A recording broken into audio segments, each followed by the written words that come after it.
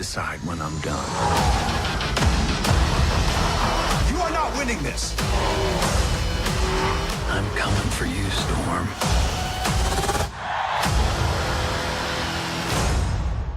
The racing circuit is slowly becoming dominated by new high-tech race cars. Dreading the thought of being forced to retire, Lightning McQueen seeks a new training regimen to keep up with the younger racers.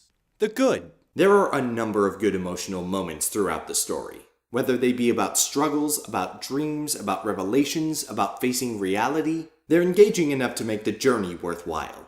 I really enjoyed the main newcomer character, Cruz Ramirez. She is Lightning McQueen's trainer and very passionate about racing as much as he is, but in a very different way. Their conflicting viewpoints on the matter make them really good foils for each other, and it's good at facilitating development for both of their characters. But the character arc I enjoyed the most was Ramirez. Nathan Fillion is in this movie as a supporting character. And let's be honest, who couldn't use more Nathan Fillion in their daily lives?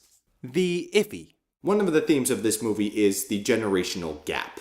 However, that theme isn't explored very deeply in this movie. Don't get me wrong, it's the main catalyst for the plot of a movie, so it has a very active presence. But in terms of how it affects the characters, it basically boils down to, McQueen, you're getting old, and these racers are the future. Compared to the other Cars movies, there's not quite as many gags in this one, and there's not as much of Mater. But through other means, this movie still maintains a pretty fun atmosphere.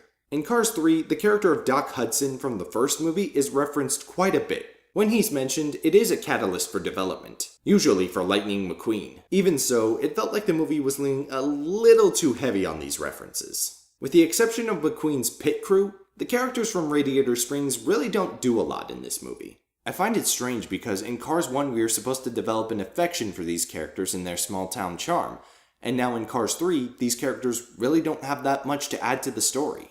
The bad.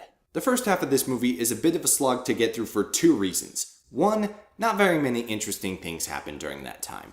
And two, Lightning McQueen. The first movie is all about Lightning developing a sense of humility. But for the first half of Cars 3, you can see echoes of what Lightning was like back in Cars 1. Compared to Cars 1, where Lightning was just a huge jerk, the disposition isn't quite as strong. And although there are plot-related reasons for him feeling frustrated, seeing him behave arrogantly and stubbornly makes him feel like he's regressed, like somehow the lessons from the first movie about being humble didn't fully sink in. The verdict? Cars 1 may have been pretty basic, but it had a pretty solid story from beginning to end.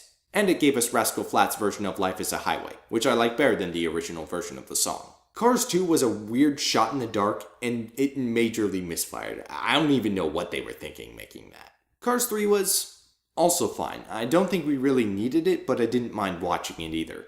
I still give Cars 1 a slight edge over this one, and should we ever get a Cars 4, although I hope we don't, it should be about Cruz Ramirez. This is Detective Steve, and can we please get to the Pixar sequel that everybody wants already?